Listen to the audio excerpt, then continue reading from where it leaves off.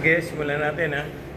Magandang umaga mga estudyante, mga guro, mga administrador ng ating paaralan, sa Board of Trustees, sa pangunguna ng ating Pangulo, Dr. Danilo Biyayap. Tayo kasi naka-YouTube, ano? Okay? So, makinig lang habang nandiyan kayo. Okay? This is a morning devotion. Ginagawa natin ito tuwing Lunes eh. Okay? So sana, habang nandiyan kayo, makinig lang. Okay? Sisimulan natin ang ating sa pamagitan ng panalangin, no? Pero gusto ko rin sanang bitahan yung mga nasa labas, mga kapamilya, the Umali and Valeriano and related family members. Nasa labas sila, mga kapamilya. They're also following us in YouTube. Brothers and sisters in Christ in several churches all over the world. Nakikinig din sila sa atin, following us in YouTube. All the members of my family, my wife and children, grandchildren.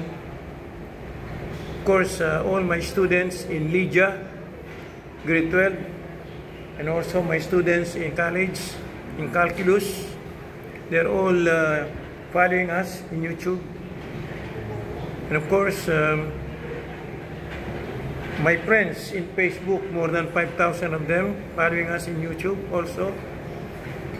As well as, of course, my daughter Grace and Edwin in the US, and their friends following also in YouTube. So to start our morning devotion, let us pray in the name of the Father, and of the Son, and of the Holy Spirit. Amen.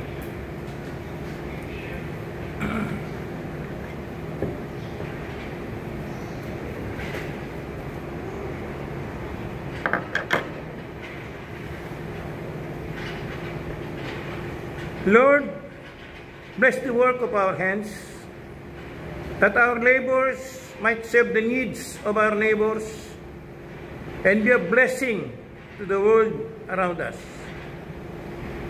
You have given your people diverse vocations through which you provide all that we need for this body and life, providing for the hungry, caring for the sick, teaching children, and bring up the young, tending the earth and growing food, building and maintaining roads and housing, cooking and baking, counseling and coaching, learning and creating, and so much more.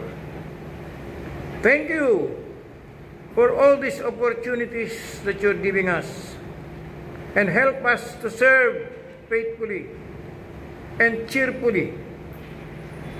May all we do today honor you and bring you all praise and glory. In Jesus' name we pray. Amen.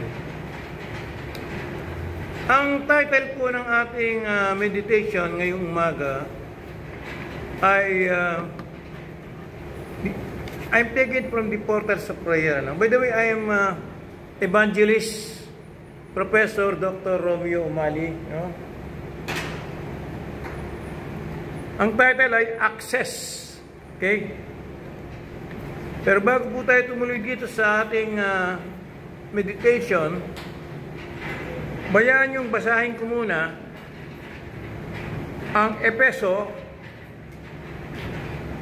ikalawang kabanata, mula sa 11 hanggang 22 mga talata. Ephesians chapter 2, starting with verse 11 up to 22. At ito'y babasahin ko sa Tagalog version ng Bible. Okay? Makinig lang, ano? Ang title nito ay Pinag-isa kay Kristo. Kaya't alalahanin ninyo ang dati ninyong kalagayan. Kayo'y pinanganak na mga hentil, at dituli ang tawag sa inyo ng mga Hudyo. Si San Pablo nagsasalita dito, no? Kausap niya yung mga taga-Efeso, sa simbahan sa Efeso. Okay? Ang mga Hudyo naman ay tinatawag na mga tuli dahil sa ginagawa sa kanilang katawan. Noong panahon iyon, hiwalay kayo kay Kristo. Hindi kabilang sa bayang Israel at hindi sa klaw ng tipan na nababatay sa mga pangako ng Diyos.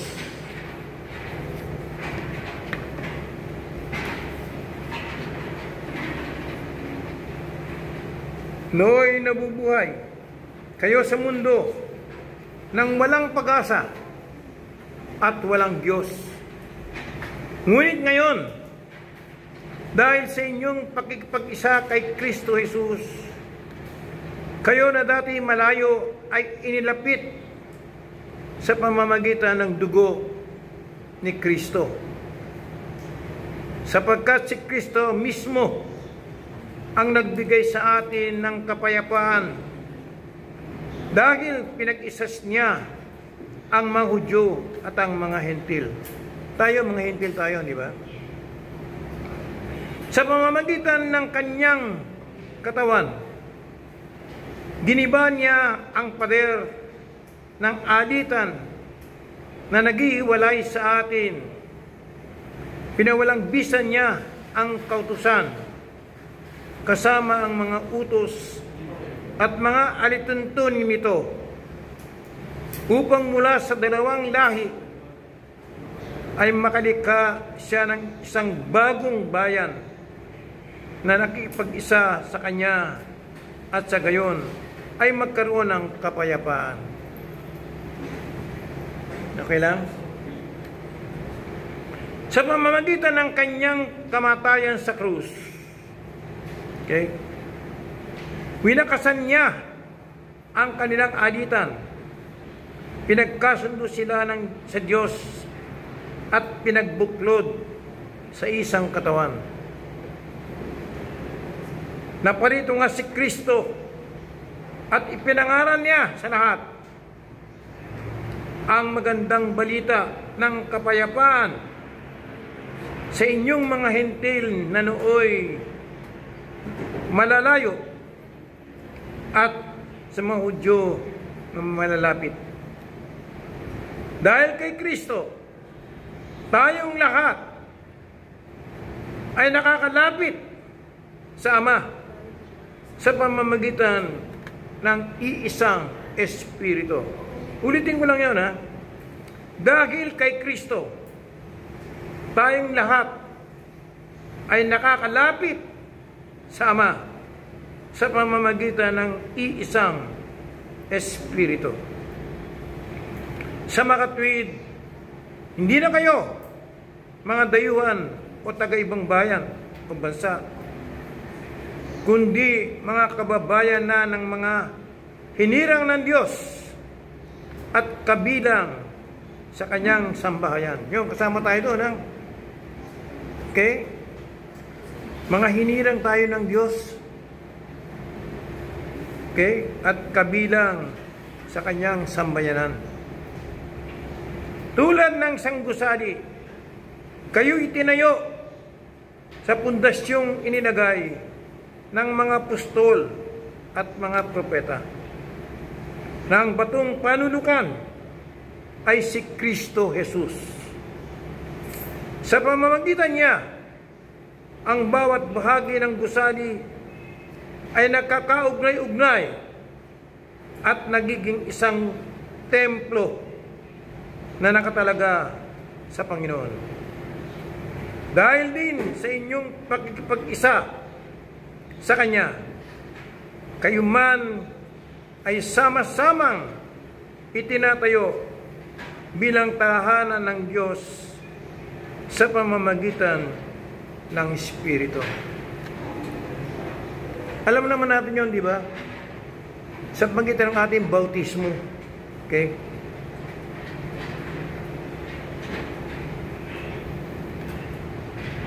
Sabi nga rito, dahil din sa inyong pakikipag-isa, yun yung bautismo natin sa Kanya, sa ating Panginoong Jesucristo. Kayo man ay sama-samang itinatayo bilang tahanan ng Diyos.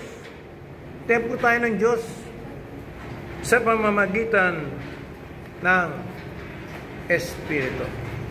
Yan po ang mga talata natin sa sulat ni San Pablo sa mga taga-Efeso, Kabanatang 2, simula sa 11 hanggang 22 mga talata.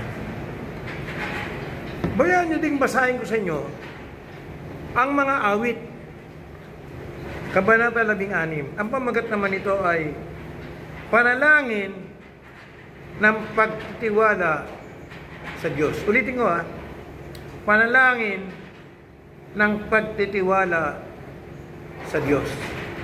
Trusting in God, di ba? Okay. Ingatan mo sana ako, O Diyos. Sa iyo ako nanganganlong at nagtitiwalang lubos. Ang sabi ko kay Yahweh, ikaw ang Panginoon ko. Kabutihang tinatamasa ko. Lahat ay mula sa iyo. Mga lingkod ng Panginoon ay dakila't mararangal. Sila'y nagmumula sa iba't ibang bayan. Ligaya ng sarili ang sila'y aking makapisan. Ang mga bumabaling sa ibang Diyos, sulirani sunod-sunod. Maliwanag yun ulitin ko. Ang mga bumabaling sa ibang Diyos, sulirani sunod-sunod. Sa mga paghahandog nila'y hindi ako sasama. At sa kanilang mga Diyos, ako'y hindi sasamba. Hindi rin maglilingkod ni pupuri sa kanila. Ikaw lamang, Yahweh, ang lahat sa aking buhay. Ayun Ikaw lamang, Yahweh, ang lahat sa aking buhay. Lahat ng kailangan ko'y iyong ibinibigay. Tandaan niyo yun. Lahat ng pangangailangan natin ay binibigay ng Diyos. Okay? Kinabukasan ko'y nasa iyong mga kamay. So, ang ating kinabukasan ay nasa kamay ng Diyos. Maliwanag ba yun? Okay? Mga kaloob mo sa akin ay kahanga-hanga. Napakaganda ng iyong pamana. Pinupuri ko si Yahweh na sa akin pumapatnubay at sa gabi, sa budi ko, siya ang gumagabay. Alam kong kasama ko siya sa tuwina. Yung kasama natin ng Diyos sa tuwina. Hindi ako matitinag pagkat kapiling siya. So yun ang ating confidence, di ba? Kapiling natin ang Diyos. Okay? Kaya't ako'y nagdiriwang, puso't diwa ko'y nagagalak. hindi ako matitinag sapagkat ako'y panatag. Pagkat di mo tutulutang ang mahal mo ay masadak sa daigdig ng mga patay at doon ay maagnas. Ituro mo ang landas na patungo sa buhay. Sa piling mo'y madarama ang lubos na kagalakan. Ang tulong mo'y nagdudulot ng ligayang walang hanggan. Ulitin ko yun. Ang tulong mo'y, the help of God, nagdudulot ng ligayang walang hanggan. Happiness forever. Okay? Yan ang mga talata sa awit 16. Okay? Ngayon naman ay i-share ko sa inyo ang nilalaman nitong portals of prayer. At ang pamagat nga ay access. Kanina binasa ko sa inyo, di ba? Meron tayong access to God. Malapit tayo sa Diyos eh. Di ba? Hindi ka mukha ng iba, malayo sa Diyos. Tayo ay malapit sa Diyos sa pamamagitan ni Kristo. Okay? But now in Christ Jesus, who once were far off, have been brought near by the blood of Christ. So, paano yun? Paano tayo nadapit sa ating Panginoong Hesus? Sa pamagitan ng kanyang kamatayan doon sa krus, na nabuhos ang kanyang dugo. So, we are made accessible to Him because of His blood. Sa pamamagitan ng kanyang dugo. Kaya ang title nga ng ating meditation ay Access. Sabi nga, access is needed by both those who are near and those who are far off. Tama yun, no? Ultimately, just because some are standing nearer the door doesn't mean they will automatically get in. Tama yun? Okay? When it's time for things to get underway, what matters is that you have the ticket that lets you in. You have access. Ano yung ticket na yun? Yun ay binigay sa atin nating Panginoong Hesus, di ba? Meron tayong access sa Kanya sa pamagitan ng Kanyang dugo. Yun ang ating ticket eh. Yung Kanyang dugo na nabuhos doon sa krus para sa ating mga kasalanan. Okay? Kasi yung ating kasalanan, hinihiwalay tayo niya sa Diyos eh. But because of the blood of Christ, tayo nalapit kay Jesus sa ating Panginoon Diyos. Okay? It is similar for us. Whether you have been part of the body of Christ, bagay tayo ng katawan ni Kristo, di ba? Since moments after birth, nung tayo pinanganak, when you were baptized, pero siguro man lahat tayo rito ay nabautismo na, no? Okay? Kahit ano man ang ating reliyon, okay? We were all baptized. And you are welcome into the faith in your final days. Coming in at the 11th hour, what matters is that you have access. So kahit na sa ating kamatayan, meron tayong access to God. Hindi ka mga yung walang pananampalataya, walang access yun. Tayo, meron tayo. Sa pamamagitan ng dugo ni Kristo. Okay? And what gives us that access? It's not a ticket we can buy. It's not anything we can earn or do. Hindi natin binili yun. Hindi natin ginawa yun. Okay?